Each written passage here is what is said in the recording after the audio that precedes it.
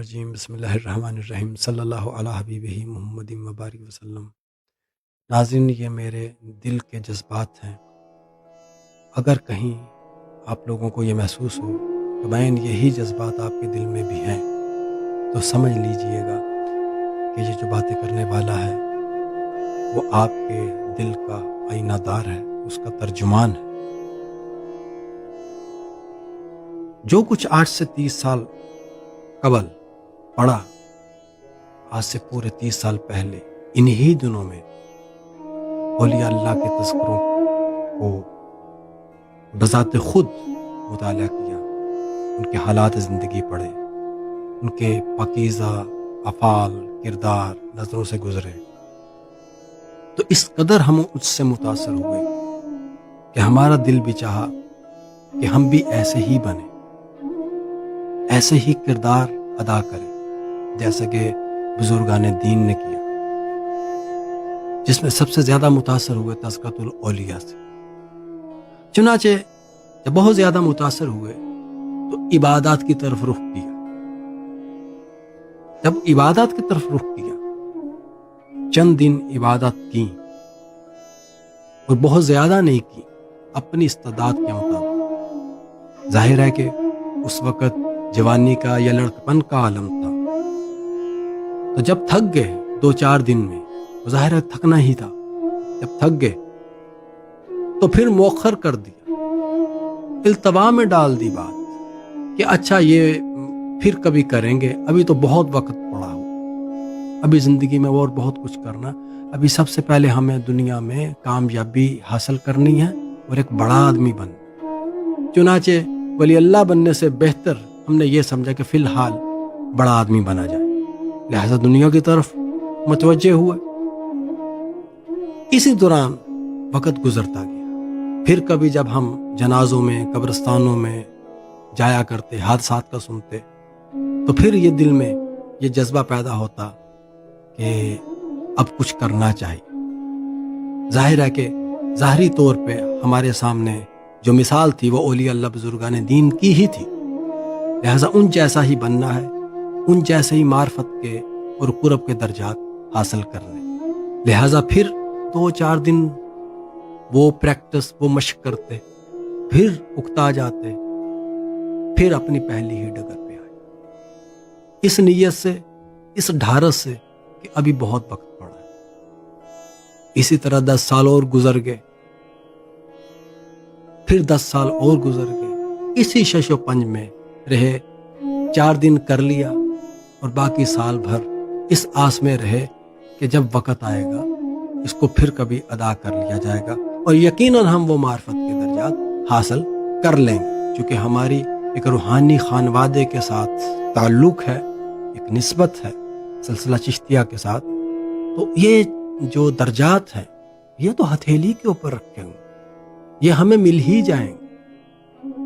اسی طرح سے وقت گزرتا گیا اور ہم یہ سمجھتے رہے کہ ابھی وقت آنا ہے کہ جس میں ہم نے یہ درجات حاصل کرنے ہیں، ہم نے مجاہدہ کرنا ہے، ہم نے تزکیہ نفس حاصل کرنا ہے، ہم مراقبہ کریں گے، ہم مشاہدات کی دنیا تک پہنچیں گے اور عالم حقیقت ہم پہ، ہمارے دل پہ روشن ہو جائے گا، چونکہ ایک روحانی ماحول تھا۔ تو اسی طرح سے وقت گزرتا گیا، کبھی ادھر کبھی ادھر، آدھے تیتر آدھے بٹیر، اسی طرح سے وقت گزرتا گیا۔ آج جب کہ 50 سال مکمل ہوئے، ان 50 سالوں کا تجزیہ کرتے اور اس وقت جب ہم کھڑے ہو کر کے یہ دیکھتے ہیں کہ ہم کس مقام پہ کھڑے ہیں، کیا مزید آگے وقت ہے کرنے کے لیے، مزید کچھ وقت ہے، اور یہ تو طے ہے کہ جیسے کہ گزشتہ 30 سال کی منصوبہ بندی رہی، اب اس سے آگے ایسی منصوبہ بندی چلنے والی دکھائی نہیں دیتی۔ دو ٹوک فیصلہ کر، ڈو اور ڈائی، یا کرنا ہے یا نہیں کرنا۔ اور ظاہر ہے کہ جب عمر کے یہ حصے آتے ہیں تو جسم میں وہ سخت نہیں رہے، وہ طاقت نہیں رہتی، وہ امیون سسٹم نہیں رہتا، قوت مدافعت ختم ہوتی جاتی۔ عبادات ہوں، مجاہدات ہوں، ان کا تعلق صحت کے ساتھ، اور ظاہر ہے کہ صحت کا اور جسم کا وہ عالم رہ نہیں گیا، اور آگے کا جو منظر ہے آنے والا، اس کے لیے ہم بہت فکر مند ہیں۔ جیسے جیسے عمر بڑھتی ہے انسان کا فکر آخرت مزید بڑھتا جاتا ہے، تو مستقبل، روحانی مستقبل کے متعلق میں بہت فکر مند ہوں، اپنے روحانی مستقبل کے متعلق۔ اس کے بعد جو درجہ آتا ہے وہ ہے جو لوگ وابستگان ہیں، جو میرے ساتھ کسی بھی طور پہ وابستگان ہیں، پھر ان کے روحانی مستقبل کی فکر دامنگیر ہوتی۔ ذرا خود اندازہ فرمائیے، ایک تو اپنے روحانی مستقبل کی فکر، پھر دیگر حضرات جو آپ سے منسلک ہیں ان کے روحانی مستقبل کی فکر بھی دامنگیر ہو، تو ایسے میں آپ کے اوپر شب و روز کیسے گزرتے ہوں، جہاں آپ کو یہ فکریں دامنگیر رہیں، ہر لمحہ دامنگیر رہیں، تو آپ یہ وقت کیسے گزاریں؟ آپ کوئی اسودگی چاہتے ہیں، اطمینان چاہتے ہیں، تو اس اطمینان کا ذریعہ ہم نے یہ سمجھ پائے، ہم نے یہ ڈھونڈا کہ ہم اپنا درد دوسروں کے ساتھ بانٹیں، کیونکہ جب درد بانٹنے والے ساجد ہو جائیں، ساجیدار ہو جائیں، میرا درد یا آپ کا درد اگر سانجھا ہے،